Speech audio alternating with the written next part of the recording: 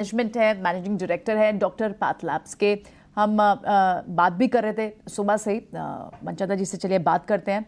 बहुत बहुत स्वागत है आपका मंचंदा जी, क्योंकि हम कल नंबर्स के बाद ये आज इंतजार कर रहे थे कि आपसे बात करेंगे कि स्टॉक में इतनी शॉर्टिंग क्यों बन रही है। पहले तो रीजन बताएं कि एक अच्छी ग्रोथ थी, आप कैसे नंबर्स को देख रहे हैं ग्रो करते हुए, पैट के लिहाज से, रेवेन्यू के लिहाज से, क्योंकि कहीं ना कहीं प्राइसिंग प्रेशर जो एक रहा है कंपटीशन इंटेंसिटी बढ़ने के कारण इंडस्ट्री में, वो एक क्रूशियल फैक्टर जरूर होता है वॉच आउट करने के लिए आपके स्पेस में।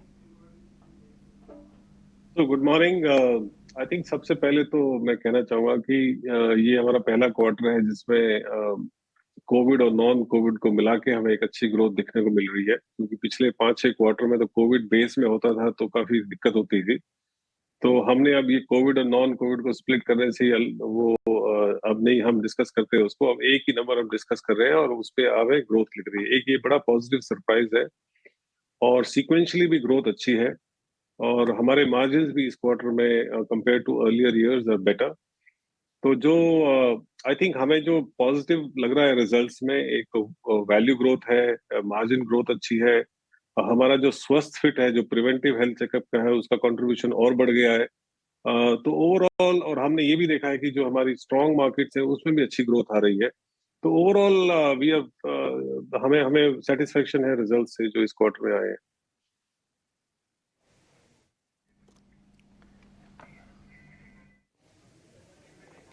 ठीक है ओम सर, पहले तो बहुत शुक्रिया, थैंक यू वेरी मच। आज आप समय दे रहे हैं, अच्छा लग रहा है आपसे बातचीत करके। सर आपके मार्जिन्स करीब करीब 28% हो गए हैं सर, अभी और कितने बढ़ सकते हैं या फिर इतने ही रहेंगे अगले 1-2 क्वार्टर के अंदर?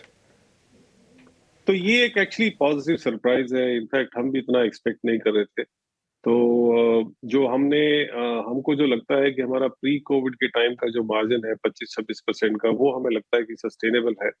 लेकिन इस क्वार्टर में मार्जिन थोड़ा अच्छा है, बट मेरे ख्याल से अभी हम थोड़ा और वेट करना चाहेंगे बिफोर कि आपको बता सके कि हम इतना कर पाएंगे। इससे ज्यादा तो नहीं हो सकता डेफिनेटली, पर ये देखते हैं कि इसको हम कितना सस्टेन कर पाते हैं।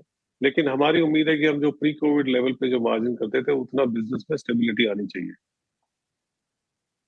चंदा, क्योंकि ये की फैक्टर था, हम पिछले क्वार्टर से भी ट्रैक कर रहे थे, बात कर रहे थे आपके एनसीआर और दिल्ली और एनसीआर रीजन के बिजनेसेस के बीच का जो एक गैप है, क्योंकि एक एक्स एनसीआर रीजन में आपका बिजनेस ज़्यादा ग्रो हो रहा था। ये लास्ट क्वार्टर में आपसे बात निकल कर भी आई थी। अभी फिलहाल आप जो न्यूअर लैब्स जो खुल रहे हैं नए एरियाज में, वहाँ पर आप कैसी ग्रोथ देख रहे हैं? एक्चुअली रिलेटिवली जो हमारा ये क्वार्टर गया है Q1, उसमें मुझे लगता है कि दिल्ली एनसीआर में जो ग्रोथ है हमारी रिलेटिवली पहले जो क्वार्टर से बेटर आई है। इनफैक्ट एक ये भी फैक्टर रहा है, हमारा मार्जिन थोड़ा बढ़ा हुआ है, क्योंकि दिल्ली एनसीआर में जब ग्रोथ ज्यादा होती है तो हमारा जनरली थोड़ा मार्जिन बढ़ के आता है। लेकिन हमें उम्मीद नहीं कि हम इसको इतना सस्टेन कर पाएंगे। जैसे आपने सही बोला, जो रेस्ट ऑफ इंडिया जो मार्केट है वो हमारा एक बहुत बड़ा फोकस मार्केट है और हमें जो उम्मीद है सारी ग्रोथ वहीं से ही आने वाली है आगे भी। और आज की तारीख में दिल्ली एनसीआर का जो कंट्रीब्यूशन है वो रफली 32% है। 68% हमारा बिजनेस जो है बाहर से आता है और वहाँ हमारा फोकस जो मेन है वो साउथ और वेस्ट में काफी ज्यादा है, बिकॉज वहाँ ऐसे मार्केट्स हैं जहाँ हमारी प्रेजेंस थोड़ी वीक है और हमें आगे आने वाले टाइम में और भी ज्यादा स्कोप लगता है। वेस्ट तो खासकर जब हमने सबअर्बन का एक्विजिशन किया है तो वहाँ तो और हम ज्यादा एग्रेसिव होते जा रहे हैं। तो रेस्ट ऑफ इंडिया जो है हमारा मेन फोकस आगे रहेगा जैसे जैसे टाइम आगे आएगा। ठीक है ओम सर, यही मेरे को आपसे पता करना है, रेस्ट ऑफ इंडिया के अंदर एक्सपेंशन कितनी स्पीड से होगा, किस तरीके से होगा, और ये सारा का सारा एक्सपेंशन अपनी बुक से आप कर लेंगे ना, क्योंकि प्रॉफिट अच्छा आ रहा है, मार्जिन अच्छा आ रहा है, तो पैसा क्यों उठा के मार्जिन खराब करोगे अब अपने? नहीं नहीं, वो तो मार्जिन क्या, एक्चुअली तो ग्रोथ जो है वो इम्पोर्टेंट है। ग्रोथ को सस्टेन करना बहुत जरूरी है। जैसा कि आपको इस इंडस्ट्री के बारे में मालूम है कि इतनी फ्रेगमेंटेड है और कई ऐसे मार्केट्स हैं जहां अपने आप ऑर्गेनिक वे में ग्रोथ करना बड़ा मुश्किल है। तो मुझे ऐसे लगता है कि आगे आने वाले टाइम में हमको दोनों ही तरीके अपनाने पड़ेंगे, ऑर्गेनिक भी करना है और इनऑर्गेनिक भी करना है।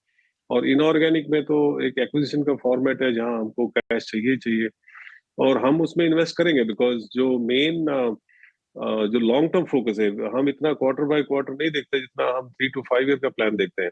अगर आप 3 से 5 साल की प्लानिंग करके चलते हैं तो हमारे लिए बहुत जरूरी है कि जो मार्केट्स में हमारी प्रेजेंस नहीं है उसमें हम अपनी जितनी प्रेजेंस बढ़ाएं उतना अच्छा है।